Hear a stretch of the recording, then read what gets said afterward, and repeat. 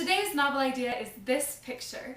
If you'd like to find a copy of this picture, I will link to that in the underbar. Mabel walked between the shelves, trailing her fingers over the spines of the books.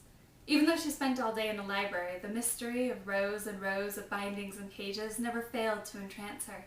Every time she touched one of the tomes in this little, forgotten bookstore, her fingers tingled.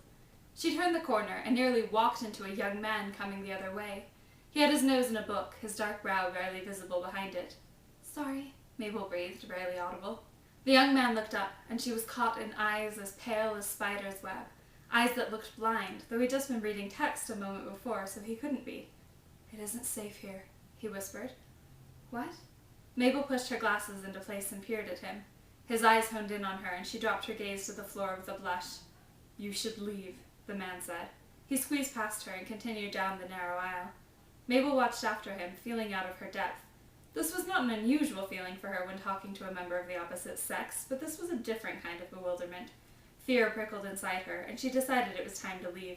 It was a wrench to go without looking through more of the store's stock, but she was too nervous to continue browsing.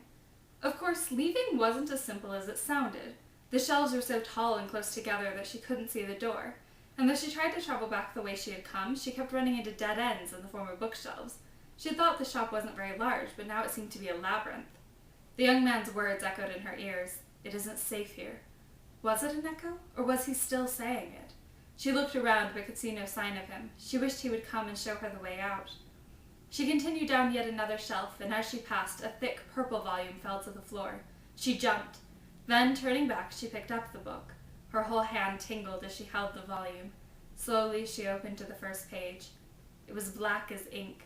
She turned the page, and the next one was black too. She continued flipping, but the entire book was full of black pages. They seemed at first to be blank, but at closer inspection, Mabel thought they had words on them, words written in black ink. Black words on black pages? That was absurd. Even if they were printed there was no way she could read them. She made to close the book, but it jerked like a live thing and dropped to the ground. Ouch! Mabel stuck her finger in her mouth. The book had given her a paper cut. "Now, don't be disagreeable," she scolded, picking up the book again and closing it firmly. "I just want to put you back where you belong, next to your friends." She was in the habit of speaking to books in this way, but she felt somehow that this was the first that really listened. It slid demurely back into its place. Something flickered in the corner of Mabel's eye, and she spun around, but there was nothing there. She shook her head at herself and started back through the labyrinth.